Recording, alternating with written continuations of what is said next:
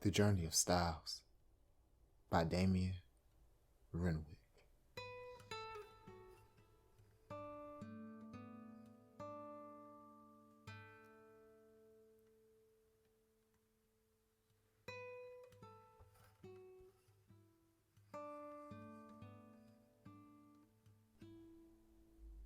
Limestone Pine.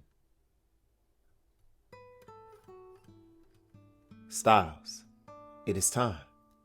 Go. Do anything you must. In about an hour, we will surely be occupied. He jumped off the wall, and as he did, he noticed it was an obelisk which lay sideways in the grass. As they ventured away from the river, they spoke not a word. Nip-Nip, for measurement, did a little tap on the ground with the heels of his feet every second step, as if to say, whatever was ahead, they would dance through it. They continued north until an hour had passed, climbing and then descending the creek. The familiar animals arrived at the waterhole. Large bamboo-type roots grew out of a whole side of the hole. There were birds sitting on a large, round, almost oval pebble, larger than those at the Devil's Marbles. Settling in the area for the night, there were a few hours of sunlight left. Nip-Nip chose a smaller stone to sit on and asked Styles to join him. As they sat on the smooth bedrock, they looked towards the watering hole in the large bamboo, which dwarfed the long boulder behind it. The bamboo was roughly 20 feet tall, with some laid back as if in a constant blow of wind, others standing directly upright. The sky was clearly light blue. Styles made a fire, while Nip-Nip prepared the teachers. This would serve as physical as well as mental nourishment.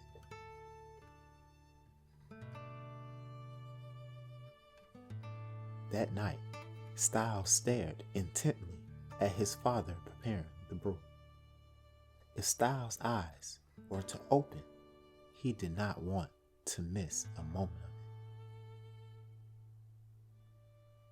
As his father continued to create, Styles looked around his surroundings.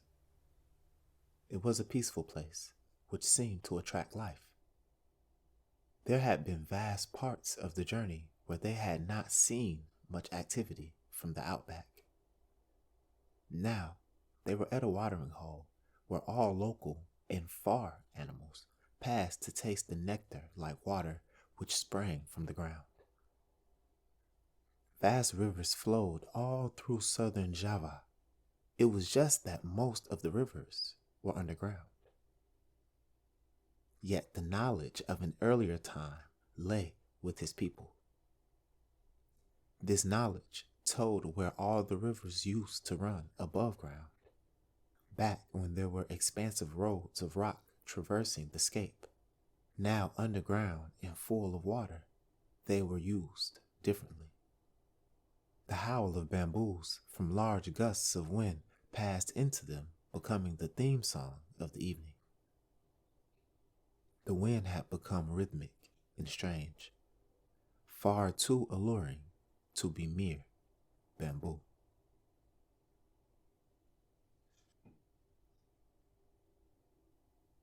Limestone bamboo.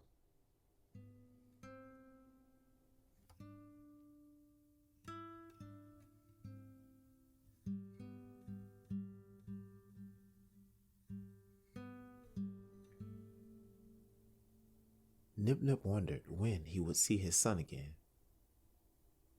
The faith and truth he gave to his son would have to be of great importance, and so he tripled the vibrance in his step. It was his way. They left Gimpy Square, which was with gold in abundance. The gold would last for nourishment, and only needed to be eaten once. Eating gold was a life choice, and because of the dreaming outlook on life, it made everything appear more clearly. When they left Gimpy, they were prepared for the journey ahead. Nip Nip had acquired raw gold, diamonds, and the plant teachers. Styles had been found lying on a bin holder. The large monolith tumbled and out of place, lying by the riverbed, seemed almost an island. The larger boulder they came to afterwards, Nip Nip knew, was a chair for the Madagascans, as he called them. The plant teachers had told Nip Nip to embrace the colors within colors, just as they had shown him. He prepared the ceremony. Styles, blind to what was happening, continued looking at his father's hands to learn the ways of what he was doing, oblivious to the wonders in front of him. Nip Nip hoped all would come to see the truth. Yet, he could not see the optimistic future that Styles had previously embraced concerning his dreams. It was good that Styles was optimistic, he thought, but he was sad inside that his son would leave and never return. How could he return? The elders had specified through the dreaming paintings of thousands of people's dreams. The last 3 years had built to this moment, and it spelled out that Styles was to leave his confather's side. Styles knew his future, as it had been seen by thousands of people. The elders and others who also dreamt their future saw no more of Styles after that. He did not return after the change in the perception dream that they all had had, the 2 and 3 years previous. No new developments, no new dreams. Nip Nip somehow knew he would lose his son and that it was somehow good. The problem was he didn't grasp how losing his son could in fact be a good thing, so he kept motivated for his son's sake. The dreaming never lied. Besides, he knew ways of talking to his son even if he wasn't there. Soon enough, Styles would learn to do the same.